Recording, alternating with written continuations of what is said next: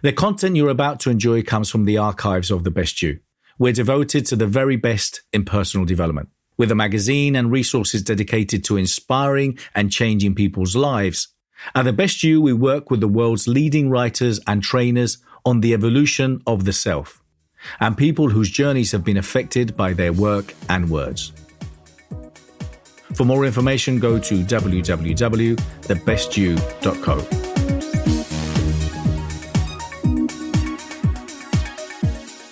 I'm Bernardo Moya, and welcome to Inspiring People. Today, I'm here with Paul Boross, who is the pitch doctor. He's a coach, he's an international author and a speaker. And welcome, Paul. Thank you very much for being here. Thank you very much, Bernardo. Lovely to be here. Tell me a little bit about yourself, where you live, where you were born. Well, I was born in London. I was born in Paddington in London. I still live in London now, but I've travelled all over the world. I used to live in New York. I used to live in Los Angeles. I used to live in San Francisco, in Berkeley, in fact. But I always come back to London because I still think it's the best city in the world. So whereabouts did you grow up? I grew up in southwest London. I went to a regular state school, a comprehensive school. It was a good school. You had to be sent there by a judge. That was a joke, by the way.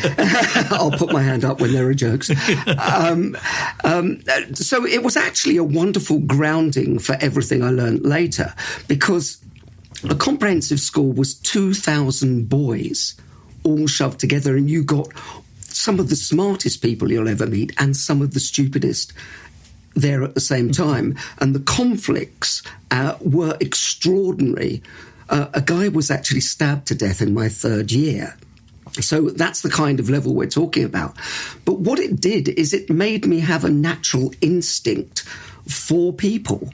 I can tell what people are like at 100 yards. And to survive, I suppose. It's a survival instinct as well. You know, I think that's where, all comedians say that they learnt their comedy at school because they had to survive and not be beaten up.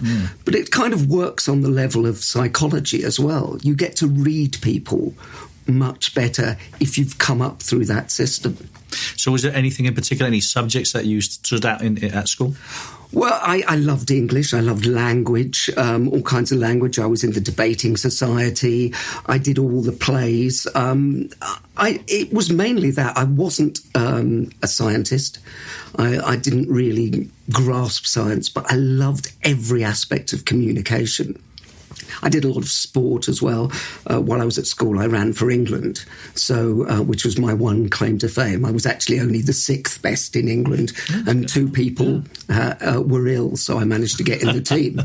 But it was still, and one of the ways you survived was to be good at things. And I think that's what school teaches you, is that if you're good at something, you will gain respect. Tell me about your parents. Where are they originally from? My father is Hungarian and my mother's Scottish. My father was a refugee who came out in 1956 during the uprising. He wanted to go to America, but America didn't have any more places. And so finally he plumped for Britain and came here. He was an economist.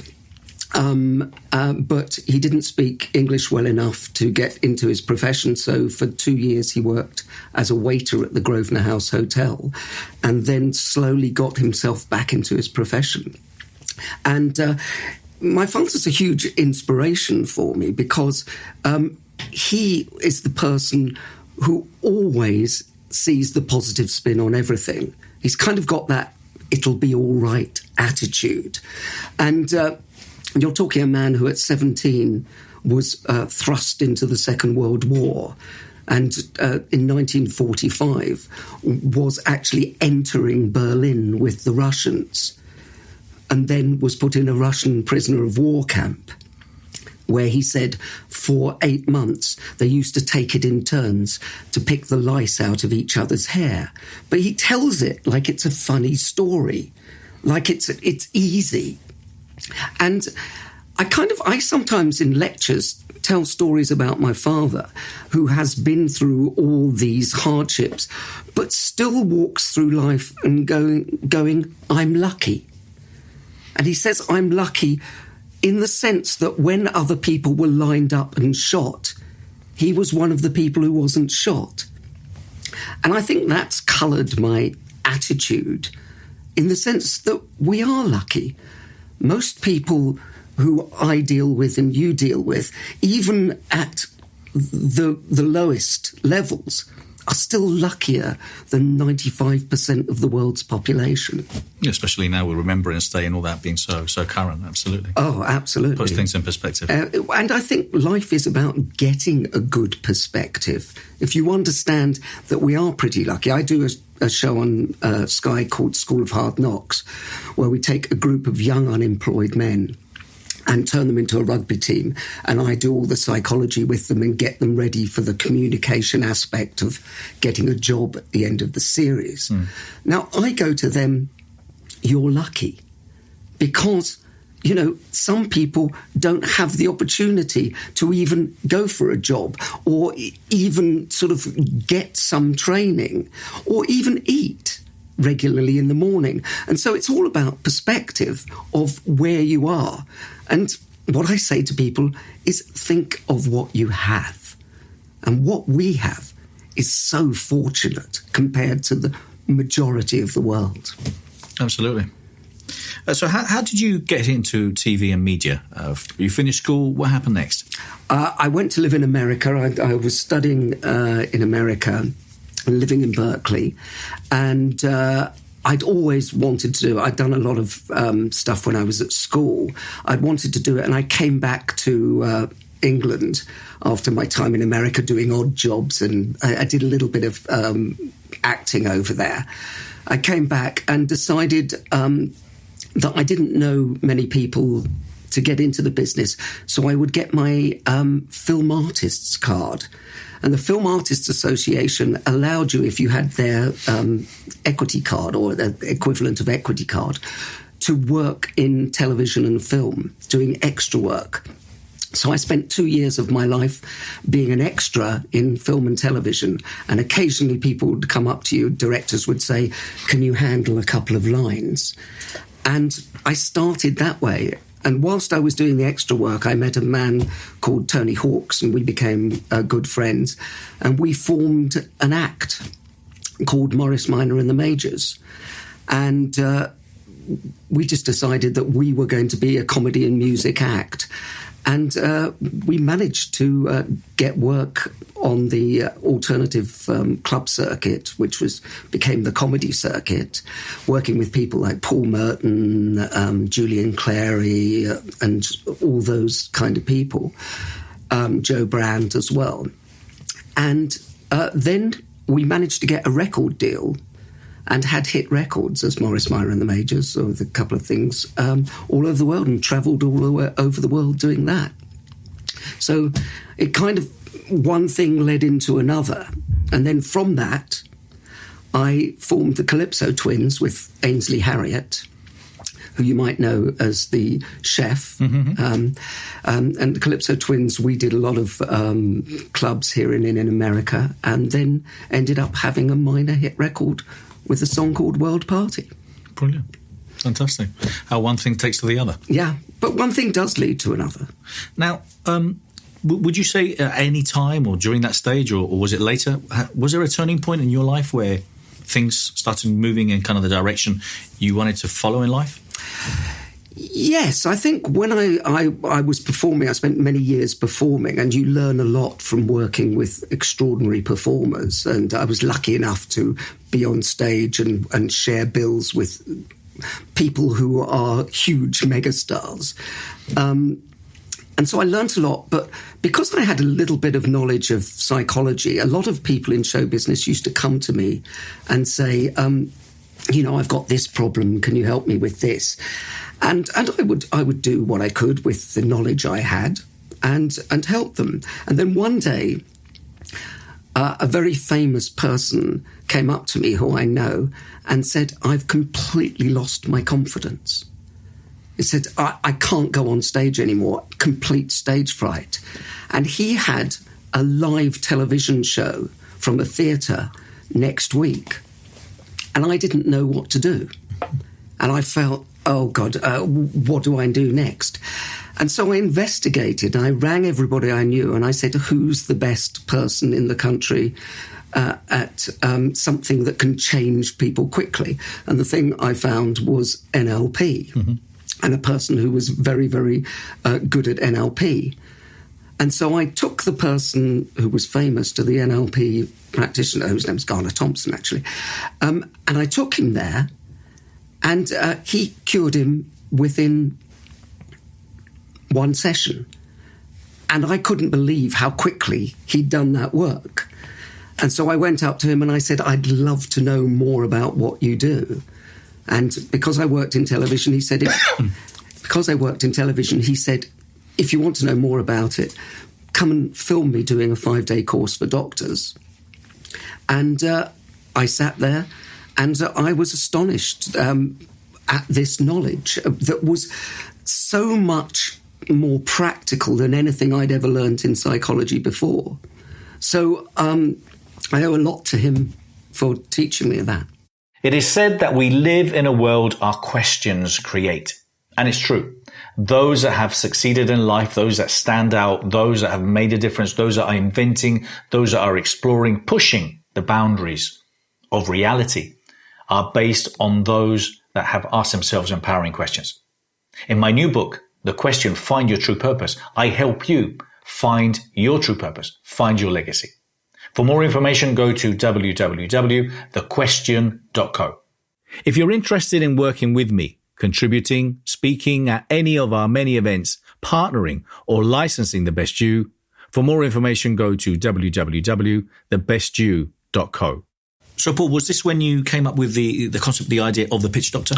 Yes, that was the first part of when I thought, do you know what? I love the NLP, all the other things I know from psychology, but I think you have to have a clarity in what you do. And so I thought about the two things I knew. And as I got to know more over the years of NLP and TFT and all the other things, I thought, why don't I marry what I know from the show business side and the media side with the psychology and create the pitch doctor and specialize in pitching and performance.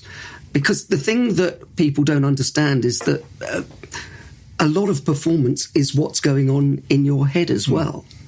It's also what's going on in the head of the person you're talking to or the audience you're talking to. And I think up until recently, people had thought you could teach people how to perform and present by just going, stand up straight, look the audience in the eye, think good things. Whereas I get much more into the psyche of the person. What are they thinking? What are they saying to themselves? How do they view the audience? So the Pitch Doctor brand is really about melding those two sides. And that's what you do now. You advise and help either individuals or you work with large companies and organizations. So tell me the kind of work that you currently do. Well, my work is varied. I do a lot of keynote speeches at conferences, obviously, but I get called in by executive boards, CEOs who have to make big speeches. Companies are big advertising agencies who have to do a pitch for something. I work with television companies. I work with banks. People who have to pitch, which essentially is everybody. We're all pitching at all times, and I say to people, whether you're trying to get a new boyfriend, a new girlfriend, it's still a pitch. Whether you're trying to, get on in your job or get promotion, it's a pitch. Whether you're trying to get a job, it's all about how you pitch yourself. So what kind of advice do you give people that want to, for example, go out and have a problem with speaking in public? What kind of advice would you give them? Well, it depends. The advice I give to people depends on where they're starting from. What surprised me when I first started was how many people were just frightened of standing up. And this included people at managing director and CEO level. People are just scared of standing up. It's still the number one fear in the world. I was just about to say, yeah. Yeah. I mean, there was a survey in America where the number one fear of Americans was speaking in public. And you know that death was 6th in that list, which is crazy. And there's a comedian called Jerry Seinfeld, and when he saw that list, he said, do you know, that means that the majority of people at a funeral would rather be in the casket than making the eulogy. And that's kind of the world we live in. And if you understand that sometimes you have to deal with people's fears first in order to clear the slate and get them ready to pitch. So that will be one of the first things that I will do with people. Obviously, I will do practical things that I know from stagecraft. You know, the way you hold a stage, the way you look at an audience, where you put your gaze. But it's also important for people to understand that, and this is very NLP, and you will know this very well, the state they create in themselves creates the state in the audience. So if you want anybody to be enthusiastic, you can't go to them and say, I'm very happy to be here. I'm excited about the new project we're doing. No, it doesn't work. Enthusiasm is contagious. And so in order to get anybody to go into any state, as you know, you have to go into that state first. Absolutely. And that's why humour is also important when it comes down to doing any presentation. You consider it very important, don't you? Oh, I consider humour to be the difference between a good speaker and a great speaker. I think people who can actually get an audience to laugh automatically get that audience to change state. And when you're dealing with helping people on any level, on a one-to-one level or an audience level, what you want is to make sure that that audience changes state as quickly as possible. And then you can shove the learning in underneath once their state has changed. Yeah, Richard has a great quote that says that humour is your invisible shield. Fantastic. Well, I'm a huge fan of Richard Bandler, and he's taught me so much over the years that I mention him in all my books. I talk about him, and I love his stories. And there's something that Richard does better than anybody I've ever seen, is he tells stories that actually encapsulate and take you on a journey without you knowing. And I like to think that I've learned a lot from Richard, as I think, Richard, talks about having learned a lot from comedians.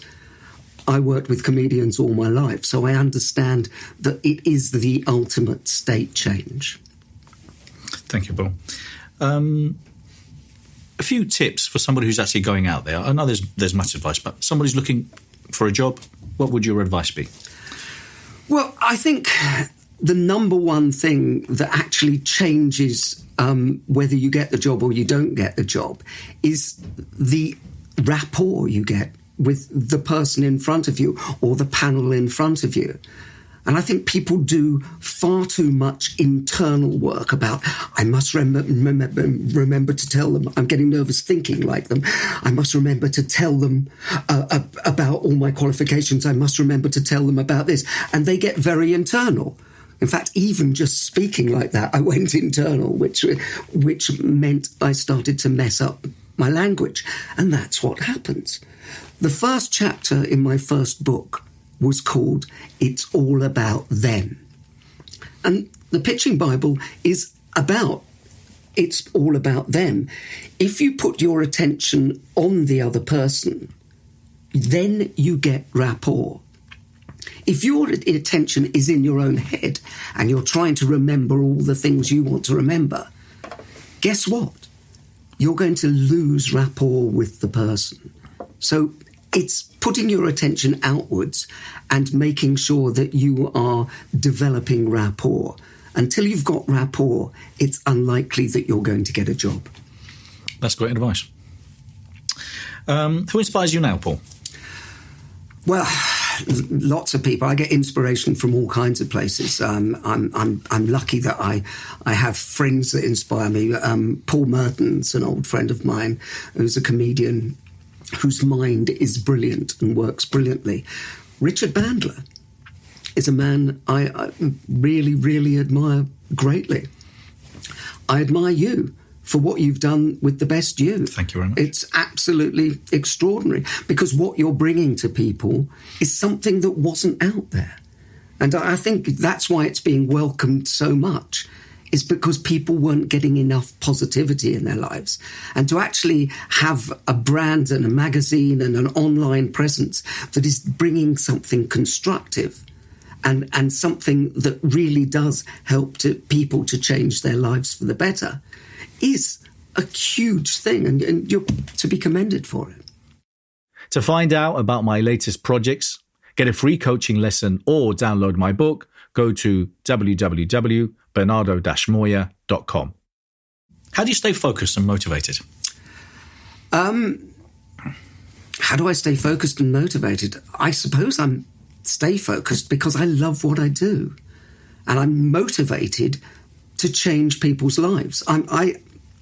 I think it's a privilege to get invited into people's lives. And obviously to do any work with people, you have to be invited in.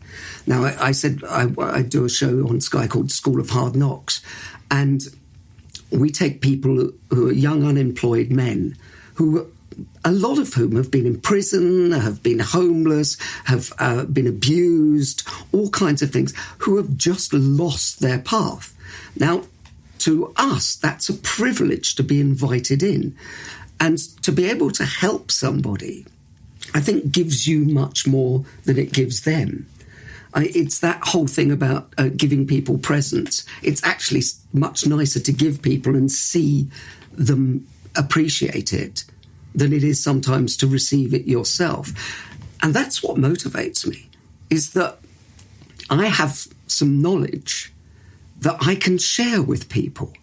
And when you share it with people and you share it genuinely on that level, it gives you back so much more because you see these people emerge. Yeah, that's what I was about to say. I think kind of the kick, I suppose, because I'm in the industry, is to see how people's lives evolve from your engagement with them or whatever it is you're involved with them. That's kind of the kick, I suppose. And I think a kick's a really good word because it is a little like a drug that you go, oh, I need some more of that. So I want to help more people. I want to bring people along. And I think if you like people, it's the perfect profession. I actually, funnily enough, I know somebody who was saying, how do I get into your profession? And I was trying to talk them out of it because they don't genuinely like people. You know that thing whereby I would do this if nobody ever paid me. By the way, I hope they carry on paying me. But I would, because if you've got knowledge and you can share it, I think it's incumbent on you to actually do it. I love what I do. I love sharing. I'm passionate about it. And so given any opportunity, I will do it. And sometimes you and I get people who go, my friend needs some help. Would you do it? And I know some people go, oh, God, this is what I do for a living and I don't want to go and, do it on Saturday. I do want to do it. I do genuinely want to help people because it's a privilege and I enjoy it. What would you say your best assets are? Going back to the previous question, my best asset is that I genuinely do like people. I am interested in people. And I don't think you can feign interest in people. I'm amongst my friends, when we go away, we'll be off skiing or playing golf or doing something together. They're always sort of teasing me because I'll be off talking to the barman or the waitress and go, what are you doing? I go, no, this guy's really interesting. Did you know that he used to be a brain surgeon in Latvia and now he's working behind a bar? And I love unpacking what people are like. I'm genuinely interested in people. I suppose that's the biggest asset I have. I like people, and I like to find out more about people. So I think there are some people who do change work who do it by numbers and sort of go, okay, I'll use this technique for this person and do that. And I think true communication, true NLP or whatever you want to call it, is about doing it in spite of yourself, doing it as part of who you are, rather than by numbers and techniques. So, what do you feel about it? Do you feel the same way? Yeah, absolutely. I think it's about being unselfish. It's about wanting to provide people with whatever the resources are, and then letting people.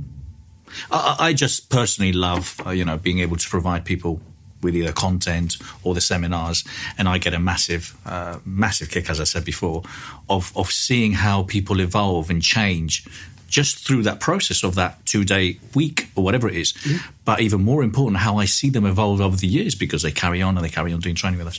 That's kind of... It is, but and I think your word kick is that, and I think that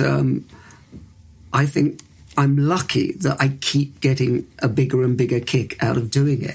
It has never waned for me. Changing somebody's life, whether that's as simple as curing a phobia or something deeper, it actually still gives me that same pleasure. On a different subject, for example, somebody who's got, basic education, they've finished uni or they haven't, or they're unemployed, they're in their mid-40s, 50s. What would your advice be of going out there and reinventing yourself and doing whatever's necessary?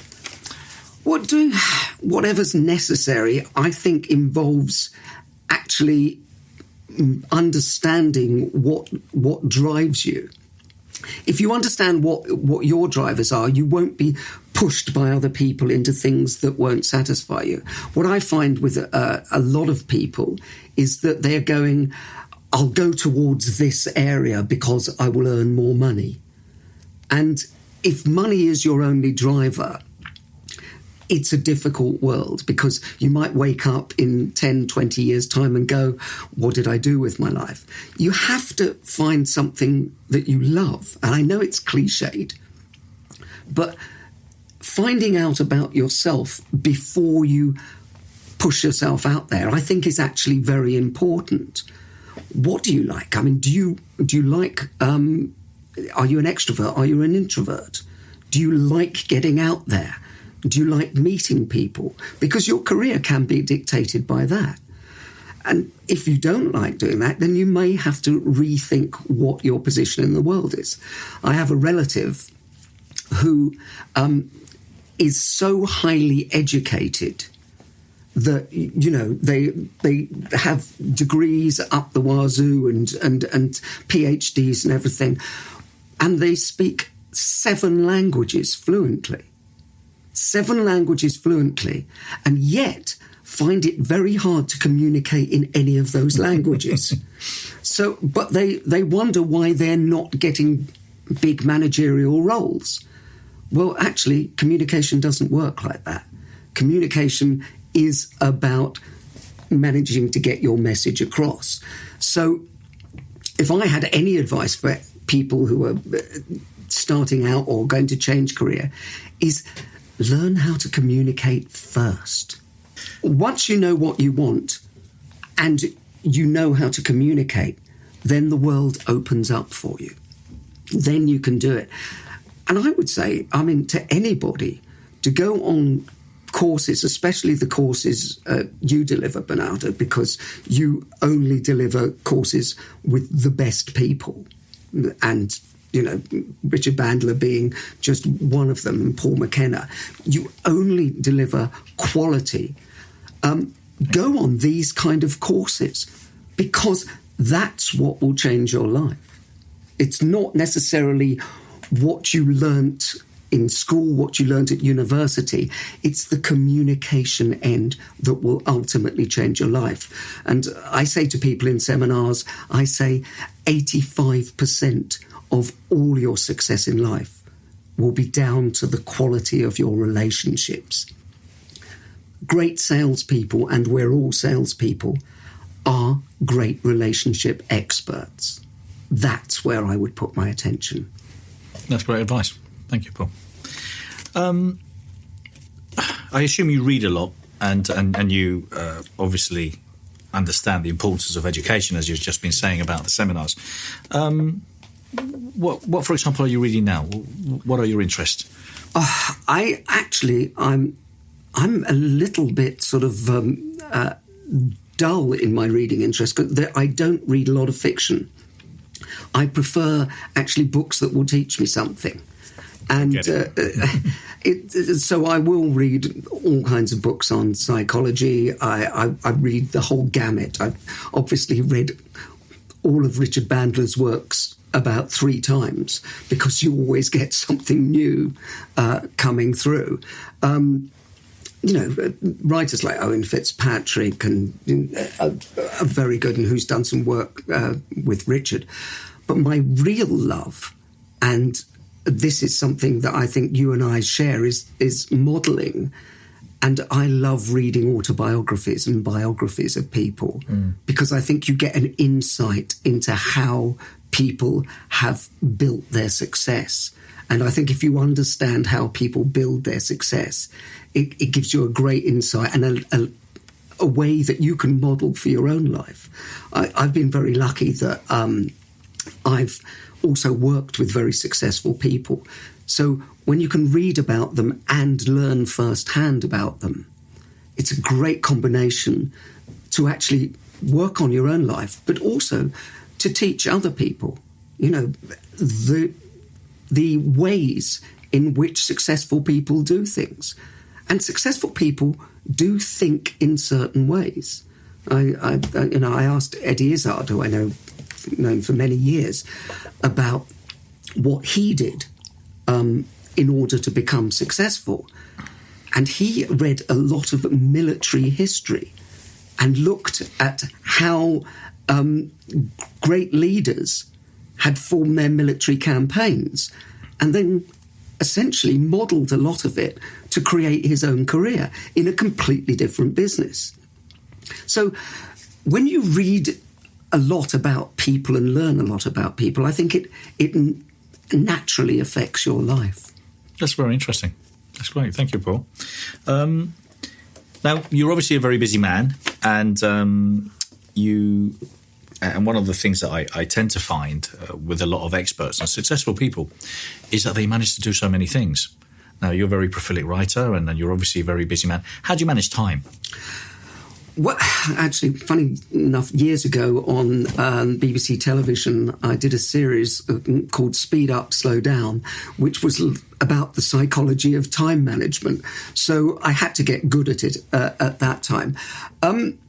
Funnily enough, I have a body clock that doesn't work quite the same as everybody else's. I spent years working in clubs late at night.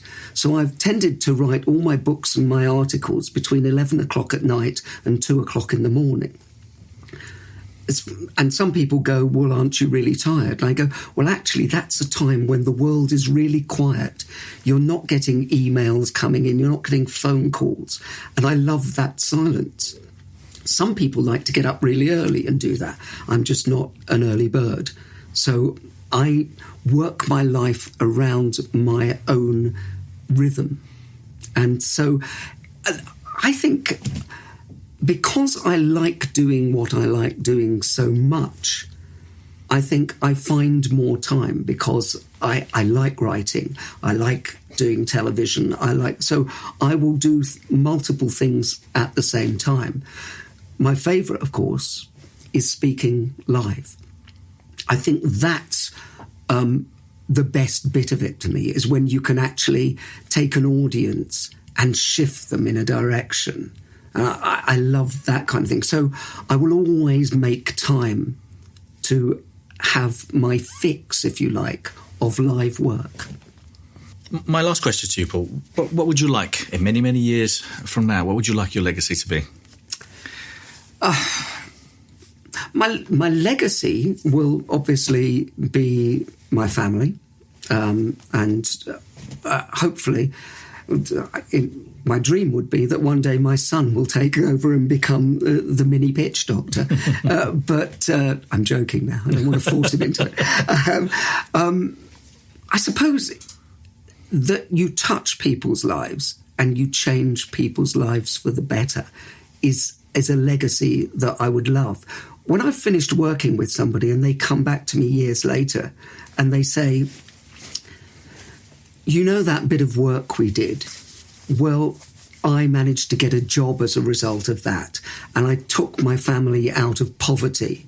And now my son is going to university and he can get a job because of what I learned. So I find that legacy is a ripple effect.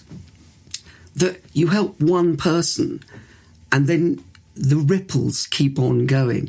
The legacy should be that in generations' time, somebody you helped, their children's children's children are much better off as a result of you touching that one life. That's very nice. Thank you very much. Well, thank you. Thank you for your time. Thank you, Ben. And thank you very much for watching Inspiring People. Thank you.